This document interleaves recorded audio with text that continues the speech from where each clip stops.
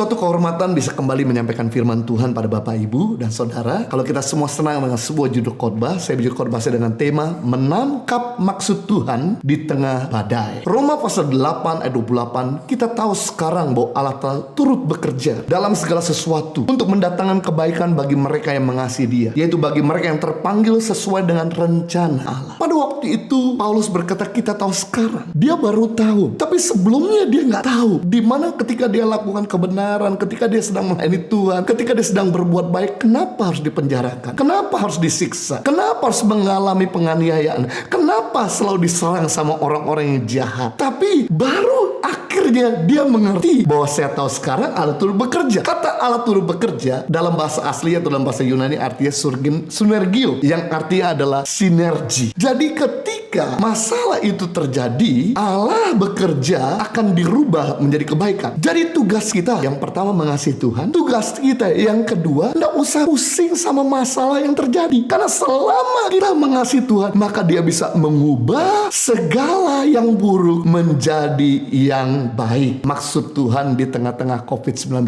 ini, yang pertama, menyadarkan manusia akan jalan-jalan yang salah. Tuhan pakai musibah untuk menyadarkan manusia agar dia bisa berbalik pada jalan yang benar. Dalam Bilangan pasal 21 ayat 4 sampai yang ke-6, setelah mereka berangkat dari Gunung Hor atau Gunung Sinai, berjalan ke arah Laut Teberau untuk mengelilingi tanah Edom, maka bangsa itu tidak dapat lagi menahan hati di tengah jalan. Lalu mereka berkata-kata melawan Allah dan Musa, mengapa kamu memimpin kami keluar dari Mesir supaya kami mati di padang gurun ini? Sebab di sini tidak ada roti dan tidak ada air, dan akan makan hambar ini kami telah muak. Lalu Tuhan menyuruh ular-ular tedung ke antara bangsa itu yang memagut mereka, sehingga banyak dari orang Israel yang mati. Kronologis sebelum ayat ini terjadi, di mana bangsa Israel telah diperbudak oleh Mesir 400 tahun, dan mereka udah gerah dengan dianiaya dan diperbudak oleh Mesir. Mereka berdoa tiap hari kepada Allah Israel, dan akhirnya Tuhan mengirim Musa untuk menolong mereka sehingga mereka bisa lepas dari 10 tulah, dilindungi dari segala 10 kutub. Mujizat yang begitu dahsyat mereka alami. Bahkan begitu mereka ada di padang gurun Sinai, mereka kehausan, Tuhan kasih minum dari gunung batu. Mereka kelaparan, Tuhan kasih roti dari surga setiap hari. Mana mereka butuh daging, Tuhan kasih burung, sehingga mereka bisa menikmati selama bertahun-tahun. Kemudian mereka masuk ke daerah Edom, mereka mulai bersungut-sungut dengan makanan yang selalu sama, air yang sama, daging yang sama. Mereka merasa muak, dan akhirnya mereka mulai melawan Tuhan dan melawan Musa. Saat itu Tuhan mengirim ular tedung menyerang orang-orang Israel. Jadi begitu banyak orang Israel yang dipagut oleh ular, dan begitu banyak mereka mati. Dan begitu mereka sadar, mereka minta ampun sama Tuhan dan Musa. Akibatnya bangsa Israel bertobat dari jalan yang salah. Jadi dari cerita ini mengingatkan kepada kita bahwa manusia itu pada dasarnya memang keras kepala. Justru lewat musibah, masalah, akhirnya menyadarkan manusia tersebut untuk kembali kepada jalan-jalan yang benar. Tugas kita sebetulnya adalah bertobat dan tinggalkan jalan yang salah. Ada orang-orang yang bertobat,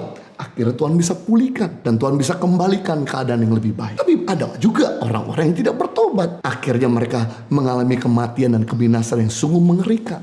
Seperti Gehasi, dia kena kusta, tapi dia gak bertobat. Raja Uzia, ketika dia sombong, dia kena kusta, gak bertobat, akhirnya binasa dalam keadaan mengenaskan. Yudas tidak mau bertobat. Tapi juga ada orang-orang yang mengalami musibah dan akhirnya bertobat, seperti bangsa Israel, seperti Miriam, seperti Simpson, seperti Daud, anak bungsu yang hilang dalam Lukas pasal 15.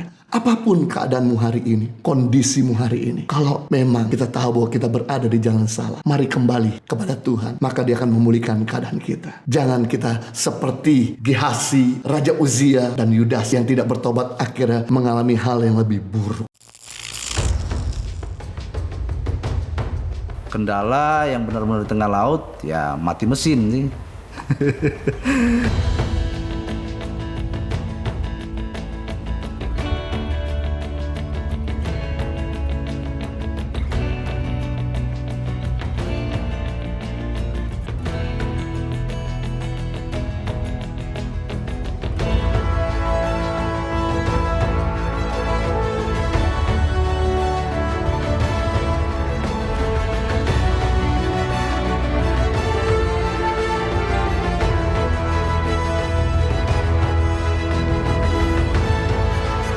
Suka Duka, perjuangan guru tangan pengharapan dalam membangun pendidikan di pedalaman Indonesia.